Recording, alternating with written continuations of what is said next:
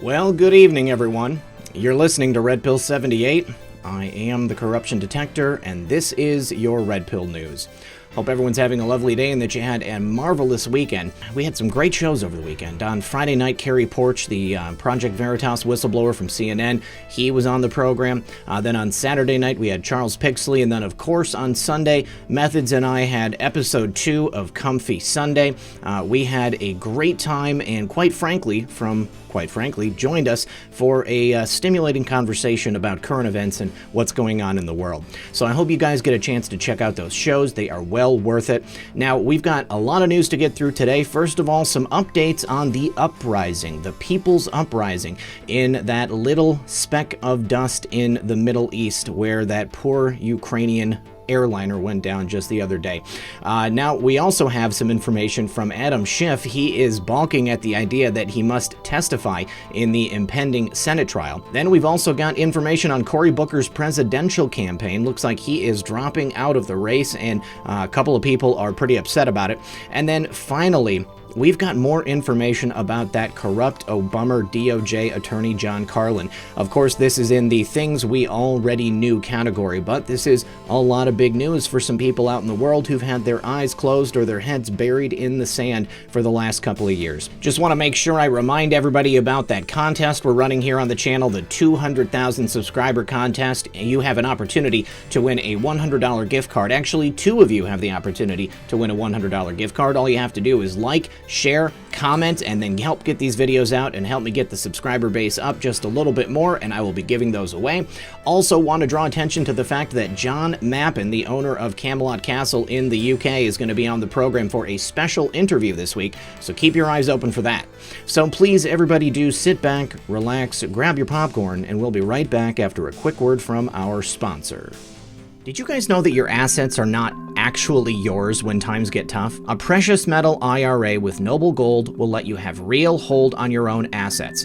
Precious metal returns are set to explode over the next few years.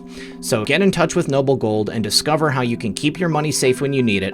All you need to do is give them a call at 877-646-5347 or go to noblegoldinvestments.com and let them know that Red Pill 78 sent you. Or you can always hit the link below and get the free gold and silver investment guide. Once again, that's 877-646-5347. Tell them Red Pill 78 sent you. And remember, when you support my sponsors, you support this channel. All right, guys, thanks for sticking around. First of all, today, a tweet from my good friend, The Speaker 2018, at The Speaker 2018 on Twitter. He says, "Wow, this is big. These Iranians know the real enemy is their own corrupt government regime. Today, the majority of students at Shahid Beheshti University in Tehran reportedly refused to step on Israeli and American flags." This is actually pretty big news, considering all of the hate-mongering that we see coming out of that region. I tend to think that it's mostly propaganda meant to kind of pit us and our two countries against each other. Well, let's go ahead and take a look at the clip because it is extremely awesome.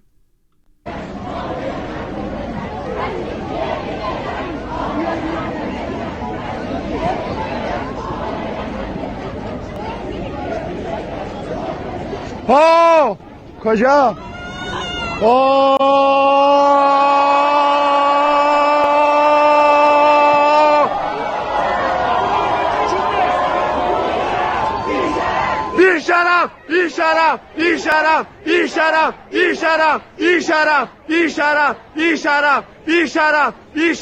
İşarap.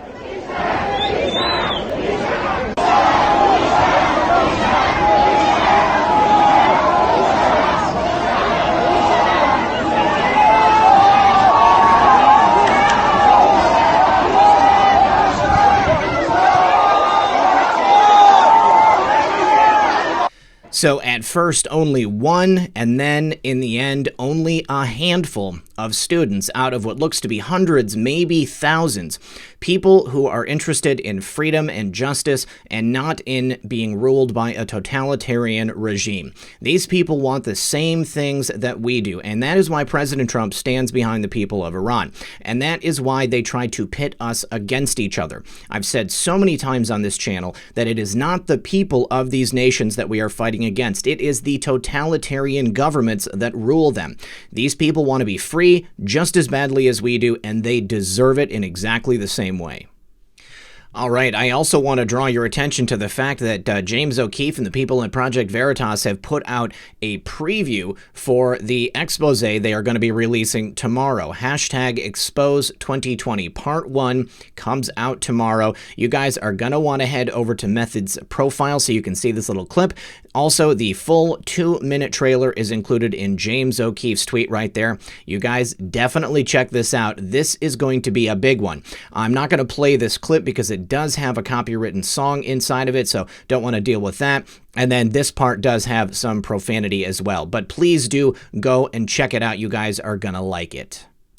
All right, now that Nancy Pelosi and the Dems have agreed to send over the articles of impeachment to the Senate for the trial, Adam Schiff is getting a little scared. He's starting to sweat around the collar. He says, "I'm not a fact witness." Nervous Schiff deflects when asked if he's willing to testify in Senate impeachment trial, and we have the video.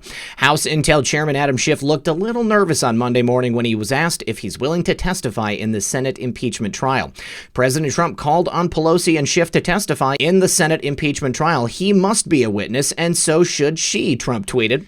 Now, Adam Schiff should be called as a fact witness because we know that he and his staff met with the whistleblower, who will remain unnamed. We can't do that here on this platform.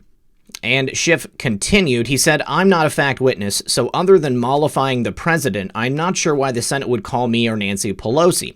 Schiff also lied his face off and claimed that there is no evidence that the Bidens broke any laws related to the Ukraine, and calling them in to testify would convert the trial into a sham proceeding, or maybe actually deliver justice in this country, something we have been sorely lacking for quite some time. Now, this is rich, coming from the impeachment ringleader who conducted Soviet-style sham show trials in the House SCIF and denied President Trump his due process, something he is guaranteed here in America. Not one witness Schiff called in to testify had firsthand knowledge of the president's dealings with Ukraine. Schiff also said that the reports about Ukrainian 2016 election meddling is Russian propaganda, even though it was first reported by Politico. Let's go ahead and watch the video. Congressman Abby Huntsman here. Thank you for joining us. I actually do have a question on the witnesses that we've been talking about. Do you worry that if you open the door to witnesses like John Bolton, that Republicans, we're talking about a fair trial, Republicans, they're going to call in the Bidens, even you, to testify? Trump re-upped his calls for you and for Speaker Nancy Pelosi over the weekend. He was tweeting all about that. Joe Biden has said that he would not testify. Then he said he would testify. Would you, if asked, be willing to testify if you were subpoenaed? Look, I'm not a fact witness, so other than mollifying the president, I'm not sure why the Senate would call me or Nancy Pelosi as a witness. But if it is a fair trial, though, you could very well see the case where the Bidens would have to be there. Yes. You think that is a good thing politically? You think that's a good thing for impeachment as a whole?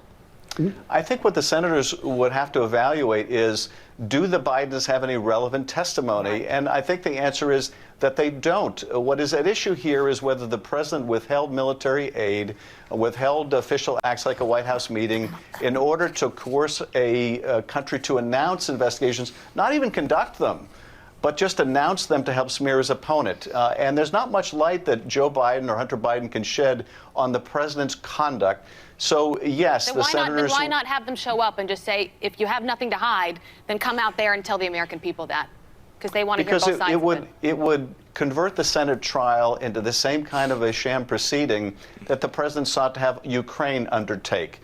There's been no factual basis for these allegations against Joe Biden, no factual basis for the allegation that Ukraine, not Russia, interfered in the 2016 election. That is a Russian propaganda talking point. And to ask the Senate, do these investigations that the president fraudulently sought to get Ukraine to conduct, would merely turn the Senate trial on its head. Now, that's something the president would love, but that's not a fair trial. That's a sham trial. Actually, Adam, that is the very definition of a fair trial. These people would be fact witnesses. They had actual dealings with the people involved in the case that we are discussing. And if we were to call the Bidens and people related to the Ukrainian meddling in to testify, then we could get to the bottom of whether or not there was any actual wrongdoing done by the people in question. So, Adam Schiff, just because you don't like it doesn't mean that it's not actually a fair trial. What I really love about this clip is that even the ladies on The View were saying that this is what is necessary in order to have a fair trial. Just because you claim to not be a participant in a alleged crime, whether it be robbery or a murder, if the police, if the authorities think that you had something to do with it, then they're probably going to call you into court and you will be questioned about it. So Adam Schiff, just in the same way that it was reported by Politico that the Ukrainians meddled in the election and President Trump asked the Ukrainians to actually look into it and do something about it, I think it's time that we call in you and Nervous Nancy to tell what you know about this alleged whistleblower. Now, just to remind everyone, let's go ahead and take a look at what started this all off, because it was a left-leaning media publication. It was not Russian propaganda. All right, and here we have it on January 11th, 2017, prior to President Trump's inauguration when he was still president-elect. We have this report from Politico. I've covered it here on the channel before. Ukrainian efforts to sabotage Trump backfire. And the byline is, Kiev officials are scrambling to make amends with the president-elect after quietly working to boost Clinton. If this isn't Ukrainian meddling in the 2016 election, then I don't know what is. The entire sham Russia meddling narrative was kicked off by articles in a far less prestigious media organization, Yahoo.com. Here we have Politico, one of the darlings of the left. They themselves are reporting that Kiev and Poroshenko and the Ukrainian government worked to boost Hillary Clinton, worked to sabotage President Trump, and this isn't worth looking into. Adam Schiff, this isn't worth questioning. This isn't worth a full investigation. However, the sham Russia meddling investigation was worth it. $35+ million, and we found absolutely no meddling on behalf of the Russians, no collusion with President Trump and the Russians. Right here, we have it in black and white. It does mention the supposed Russian meddling, but it clearly talks about Ukrainian meddling as well. I believe that this right here warrants just as thorough an investigation as the sham Russia collusion narrative warranted when we had the darling of the Dims, none other than former FBI Director Robert Mueller, heading up the special counsel's investigation looking into President Trump and everything that he and his family have ever done in their entire lives. Right here it is. We know that the Ukrainians handed over that black book which put poor Paul Manafort in prison for the rest of his life. And what else did they do to try to boost Hillary Clinton? Apparently, a lot of things. And we know that people like Alexandra Chalupa visited with these people. We know that former Ukrainian ambassador Julia Yanukovych or Yovanovich or whatever her name was, she was deeply involved in all of this. And it goes on and on and on. We have all read this information. We know that this warrants a full investigation. Adam Schiff, come on down. You are the next contestant on the Senate impeachment trial. Well, guys, Spartacus himself, New Jersey Senator Cory Booker, has dropped out of the 2020 Democratic race, narrowing the field to something less than 18. Now, vegan Cory Booker, I did not know that he was a vegan, dropped out of the 2020 Dem race on Monday, and Trump, of course, had a little bit of fun trolling the New Jersey senator, who was polling at 0. That is incredible. Booker dropped out of the race due to a lack of financial resources and will run for re-election of his Senate seat. He said, "It's with a full heart that I share this news. I'm suspending my campaign for president," Booker said in a tweet on Monday morning. Now, Trump fired off a tweet saying he can rest easy tonight knowing that Booker dropped out of the race. Let's take a look at that actual tweet. Really big breaking news. Kidding. Booker, who was in 0 polling territory, just dropped out of the Democrat presidential primary race. Now I can rest easy tonight. I was so concerned I would someday have to go head-to-head with him. That would have been something I greatly would have enjoyed. Something like that, to see Booker and President Trump going head-to-head on the debate stage. It would have been quite the doozy. Definitely a sight to behold. Now, why did Cory Booker drop out? Was it only because he's polling at 0? Was it only because he has zero financial support from anyone in his community or in his party? Well, let's take a look at something else that I was unable to cover because the news broke on a weekend. And what I'm going to say right here, Jussie Smollett's investigation, remember there is a special counsel probe going on right now. A judge has ordered that turn over a full year of the actor's data as part of that probe. Now remember, when he was asked to give over his phone records, his texts, his emails, he gave incomplete information.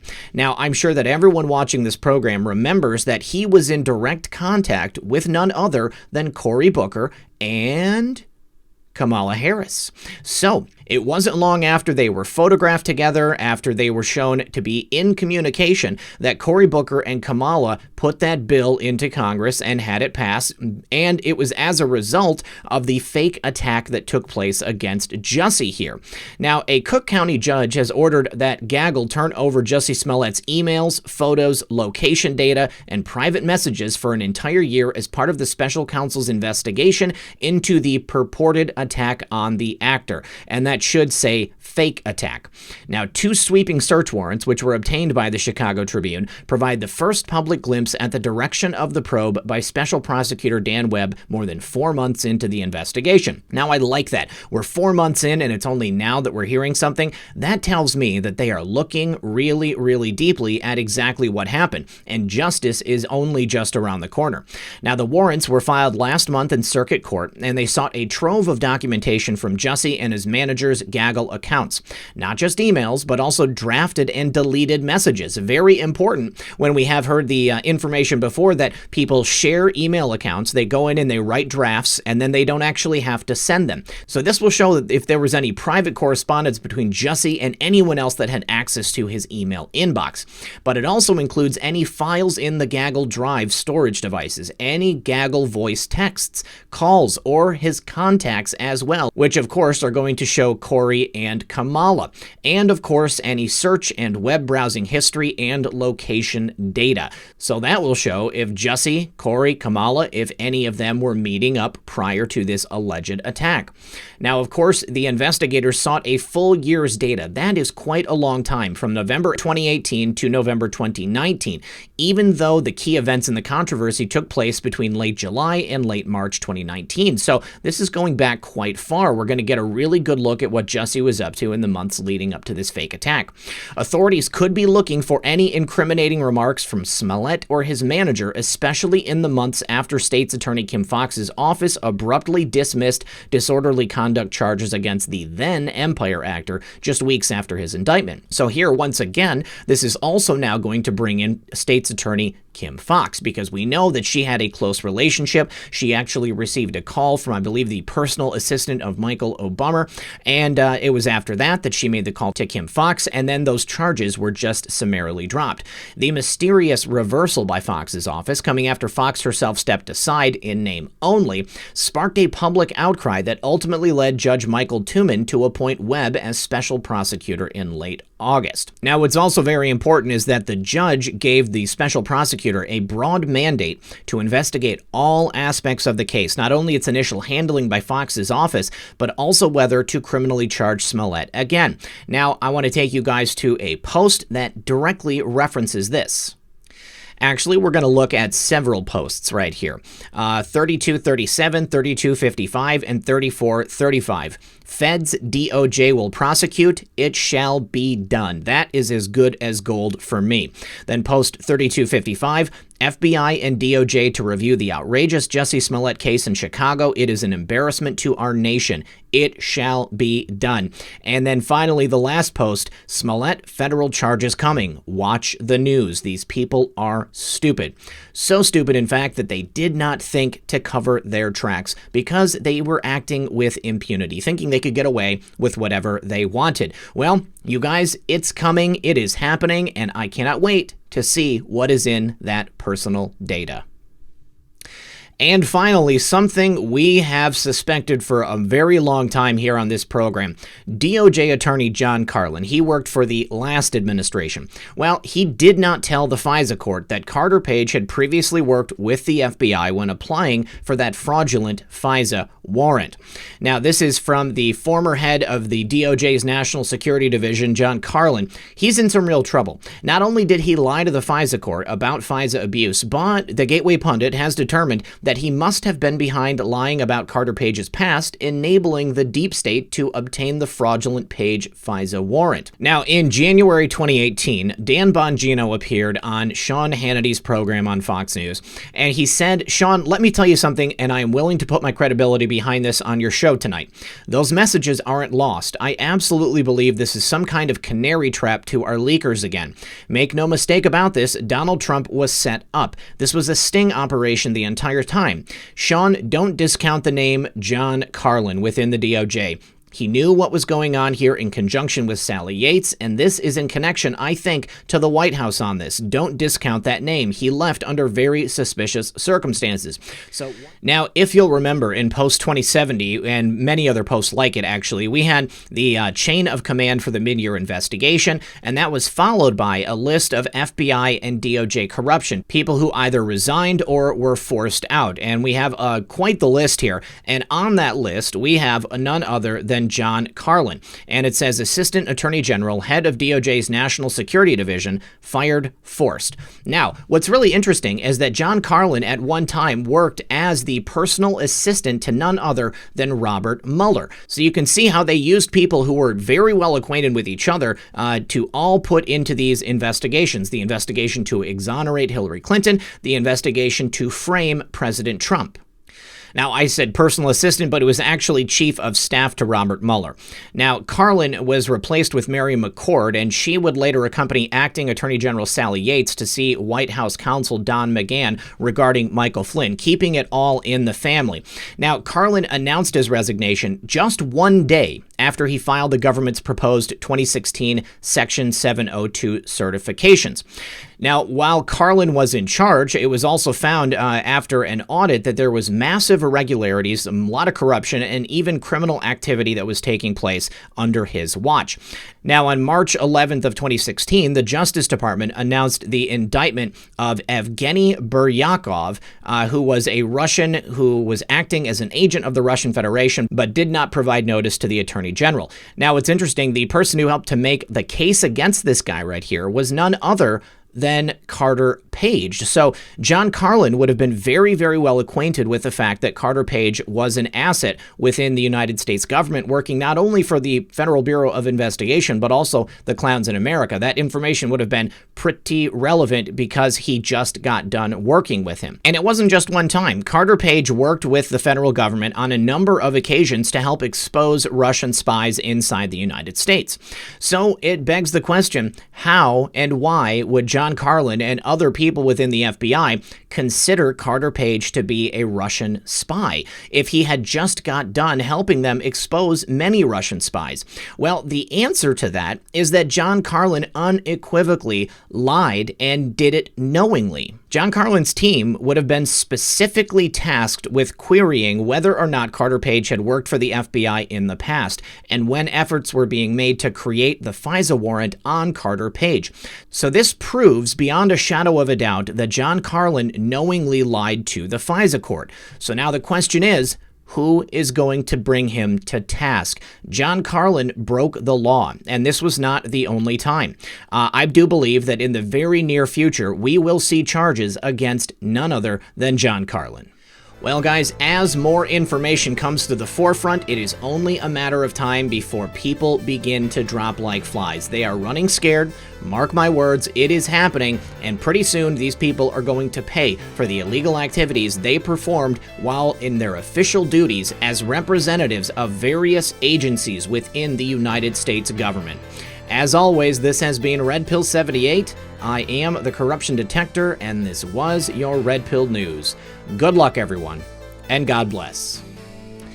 Hey guys, it's Red Pill. Just one more thing. I just want to say thank you so much to everyone who has taken the time to support this channel. If you'd like to see some ways that you can support the channel, you can always check the show notes in the pinned comment of this video below. Whether you like, whether you share, whether you make sure that your notifications are on, any way that you support this channel means so much to me. I could not be doing this without you, and I could not do it without your help. Without people like you, this channel would not exist, so thank you so much to everyone for all of their many means of support. Don't forget to check out the merchandise store that is also in the pinned comment, and I will see you guys next time.